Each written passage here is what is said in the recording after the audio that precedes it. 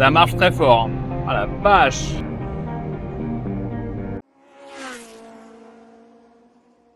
Bonjour à tous, j'espère que vous allez bien. Aujourd'hui, on se retrouve pour une nouvelle vidéo sur la Golf GTI G60, une voiture qui est devenue culte grâce à son compresseur. Comme d'habitude, si vous aimez mes vidéos, pensez à aimer, vous abonner et à laisser un commentaire. Ça me permet, moi, de m'améliorer, de comprendre ce que vous aimez. Allez, c'est parti. À la fin des années 80, les GTI dominent le marché européen. C'est en 1988 qu'arrive le moteur G60, tout d'abord sur les Passat. Il arrivera ensuite sur les versions Golf 2 GTI G60, environ pour tous les modèles confondus, 70 000 exemplaires. Pour donner quelques chiffres, le 0 à 100 est fait en 7 secondes, ce qui est extraordinaire pour l'époque.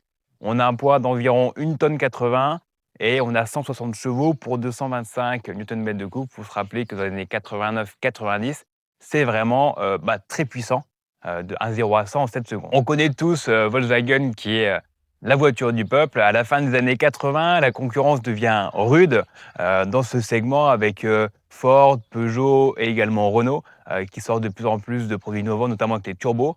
C'est là où Volkswagen a l'idée innovante de créer le compresseur qu'on verra avec cette voiture. On se retrouve à l'intérieur de la Golf. On est parti pour le test routier. Moi, c'était la première fois que j'en conduisais une. Tout d'abord, mes premières impressions. Je trouve que le siège, il est pas, c'est pas tip top, hein, voilà. Enfin, on est bien dedans, mais je trouve qu'on n'est pas très bien maintenu non plus. C'est léger à ce niveau-ci, c'est pas énorme. C'est une voiture que je trouve qui reste assez puissante. On la prend bien en main, ça va bien. Ça a l'air d'être une très bonne voiture. J'ai fait quelques kilomètres seulement maintenant. Ça reste une voiture qui est assez bruyante quand même. C'est pas, si vous voulez une Rolls, clairement, c'est pas ça. En termes de sportivité, j'ai l'impression que c'est quand même pas mal. Ça a l'air de tenir bien la route quand même. On est bien sur une traction. Bien que il y ait eu quelques G60 qui est une transmission synchro. Donc je suppose que la transmission synchro, c'est la transmission intégrale. C'est comme ça qu'ils l'appelaient. Il y a une bonne ergonomie. Moi, je vois très bien les compteurs. Voilà, pour tout ce qui est boutons, ça reste assez pratique à utiliser. Tout ça, même au niveau des fenêtres, c'est assez bien fait. Ce sera un Mac qu'on a juste ici. Ouais, c'est pas mal fait. En ce qui concerne l'intérieur, c'est très années 90, quoi. Donc c'est des plastiques partout. On aime ou on n'aime pas. Je trouve que moi je m'y suis habitué parce que j'aime bien les anciennes. Après, je peux comprendre que ce soit pas forcément ce qu'on préfère. La boîte, ça passe super bien. Franchement, j'ai rien à dire. Ouais, c'est bien. Pour les différentes phases de la G60, bien qu'il y ait eu peu de production en termes d'années, parce que ça commence en 89, et ça se termine vers 91, donc ça fait pas énorme mine de rien. On a eu quand même 70 000 véhicules de produits. Il n'y a pas eu de grandes évolutions entre la phase 1 et la phase 2. Après, il y a eu différentes versions spéciales. Une version rallye, une version G60 Limited qui, elle, montait à 210 chevaux. Ça devait être un avion de chasse pour l'époque. Ça devait être vraiment impressionnant. On repart en deuxième. On va sortir du village. On va faire une accélération. Ça marche très fort. Oh putain. J'imagine même pas la version G60 en édition limitée avec les 210 chevaux. Ça freine très fort également. Moi, j'étais impressionné au départ parce que c'est pas, on n'appuie pas doucement et ça vient petit à petit. Non, c'est là, dès qu'on est dedans, ça appuie fort. On a également, je sais pas si on l'entendra à la vidéo, mais le sifflement caractéristique des compresseurs qui est assez sympa. Pour moi, en tout cas, j'aime beaucoup. C'est vraiment un bruit que j'adore. Comme le sifflement du turbo, c'est vraiment des bruits que j'adore. Notamment celui de la Audi Quattro pour la turbo, c'est un truc de fou. On a un Dodan, ça passe très bien, même si la G60 est quand même rabaissée par rapport à des Golf classiques, il n'y a pas de souci.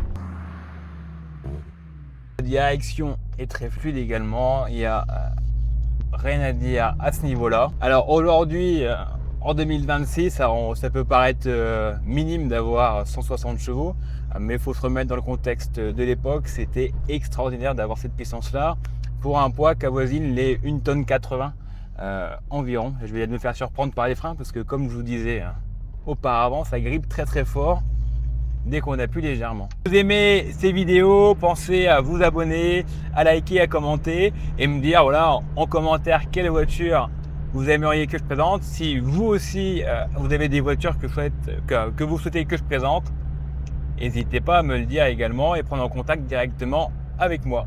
Je tiens une nouvelle fois à remercier le propriétaire de me prêter ce véhicule, de pouvoir le partager sur ma chaîne. Également, si vous êtes intéressé par l'achat de ce véhicule, il le vend à 21 000 euros. N'hésitez pas à me contacter en message privé et moi, je ferai le relais. En tout cas, c'est un super exemplaire. Il a 80 000 bornes. Donc, vous pouvez y aller et ça tourne comme une horloge. Et ça fait en plus un super bruit et ça marche très fort. Oh la vache. Il y a un truc que je trouve sympa sur les voitures anciennes, c'est qu'on a vite des sensations qu'avec des voitures modernes, c'est pas qu'on n'a pas de sensations, c'est que pour avoir vraiment les sensations, les vibrations, tout ça, aujourd'hui c'est beaucoup plus insonorisé. Faut aller chercher des vitesses qui sont très rapides. Avec une voiture comme ça, on a vite des sensations sans pour autant aller à 200 km/h. C'est vraiment des bonnes voitures pour sentir tout, c'est agréable. L'avantage c'est que il n'y a pas trop d'électronique, parce que l'électronique ça peut vite merder, là ça devient compliqué à gérer des fois. On va faire une accélération. Ça marche très fort. Hein. Ah la vache!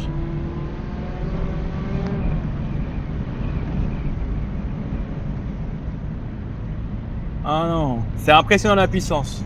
Et puis les freins, franchement je suis choqué. Maintenant on se retrouve pour la suite, faire un tour de l'extérieur. Moi, c'est une voiture que j'aime beaucoup. Mon père a notamment possédé des Golf GTI 1. J'adore ça. Je trouve que c'est pas courant de les voir en rouge, mais ça lui va très bien. On commence par les jantes. Donc moi, que je trouve très sympa. Il y avait également en option les BBS, que je trouve encore plus jolies. On est bien sur une voiture 5 portes. C'est vraiment l'époque des années fin 80, 88, 89, où tout est carré. Moi, c'est une période que j'aime beaucoup. J'aime bien quand c'est carré. On a bien les phares 4 optiques avec le petit G60 en rappel pour le moteur, le logo Volkswagen. C'est vraiment une belle voiture. On retrouve les jantes juste ici. Le logo GTI, parce que c'est bien une Golf GTI avec le moteur G60. Hop, les rétroviseurs. Les poignées de porte également. On a le petit loquet juste ici. Hop. Et je trouve qu'en daily, c'est quand même des bonnes voitures. Hein. Hop. Le logo une nouvelle fois GTI G60. On a l'échappement juste ici. Et c'est vrai que même pour une petite famille et tout, ça passe super bien. On a la place. C'est vraiment pas mal. On se retrouve à l'intérieur. Un truc qui est quand même sympa, c'est des petits détails, mais bon, on a quand même les tapis en G60 et GTI, les 3 pédales. Les sièges qui sont d'époque, mais moi, j'aime beaucoup. L'arrière, c'est pareil. Hein. En tissu, comme ça, c'est très bien. On est à l'intérieur, donc on a bien le compteur et le compte-tout, ainsi que la température. Tout ce qui va être clignotant et lumière, c'est juste ici, classique, avec les essuie-glaces. Là, on a tout ce qui va être fenêtre électrique. Donc ça, c'était d'origine. Là, on a la ventilation ainsi que le poste radio. Et on a bien une boîte de vitesse à 5 rapports. L'intérieur, donc tout en plastique. Hein. C'est d'époque. Hein. Et puis également pas mal de tissu. Après, on aime, on n'aime pas. Moi, personnellement, ça me choque pas. Maintenant, on va voir le coffre qui, je trouve, est spacieux quand même. Hein. On a de la place. Moi, il y a tout mon bordel. Mais voilà, on peut en mettre. C'est parti pour le moteur. Ah. On a le moteur, c'est un Anitis donc compressé avec son compresseur. Il y a 160 chevaux et 225 Nm de coupe, ce qui pour l'époque est très très bien. Ça envoie du steak. Écoutez-moi le son de ce G60, on adore.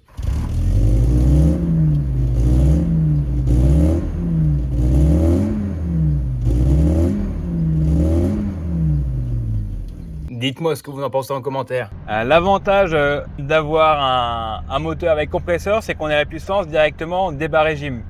Ce qu'on n'a pas forcément, parce qu'on n'a pas d'ailleurs sur les turbos, parce que ça arrive à partir d'un certain moment. Un temps de réaction du compresseur, j'ai l'impression que c'est ça.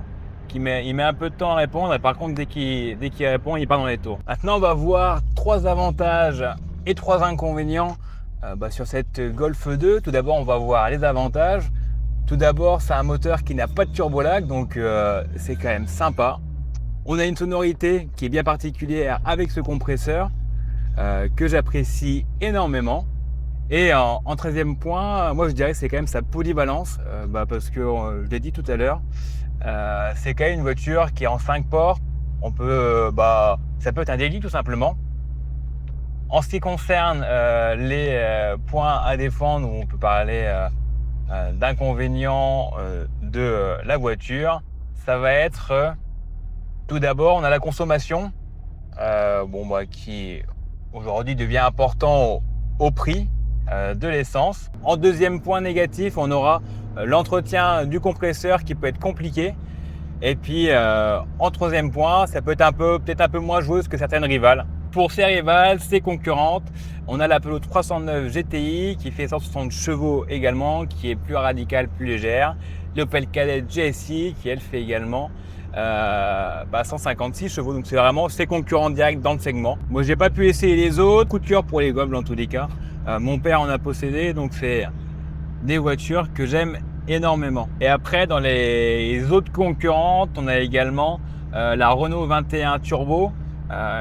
Qui elle fait 175 chevaux, et on a également les anciens Delta Intégral qui commençaient à 180, mais ça commence déjà à être un segment au-dessus. Pour tout ce qui va être entretien et fiabilité, Volkswagen c'est assez connu comme étant des véhicules qui sont fiables, il n'y a pas de souci. Le seul point sur cette voiture, ça va être tout ce qui va être le compresseur.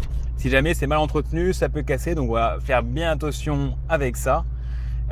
Et après, donc nous, il n'y a pas de souci, c'est une voiture qui a quand même marqué son époque, les Golf. Donc vous pouvez y aller les yeux fermés, faites juste bien attention au compresseur. Parce que si jamais ils sont mal entretenus, en plus ils peuvent casser, donc c'est quand même assez important. Là, je suis dans les rues, on a quand même une sonorité, ça se réverbère. C'est une dinguerie. Comment ça marche? On est reparti pour une accélération. Écoutez-moi ça. Comment ça siffle? Vous entendez? Oh le bonheur!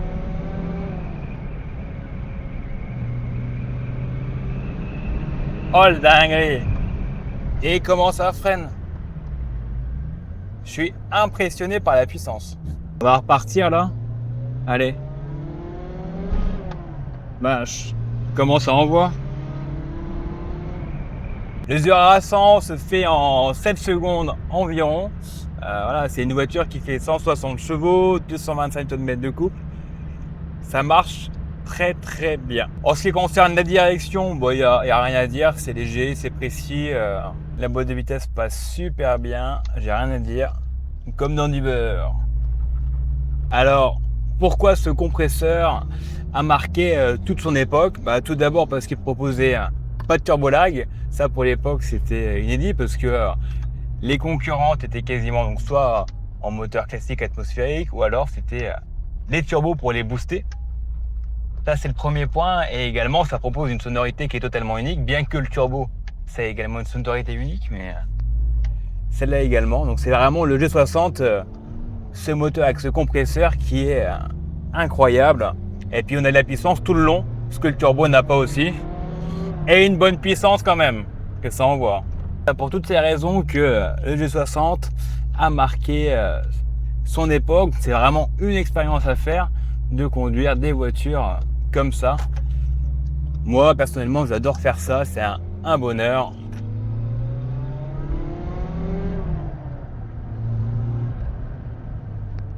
Et non, c'est génial. Moi qui suis habitué au moteur atmosphérique, à avoir de la puissance tout du long comme ça,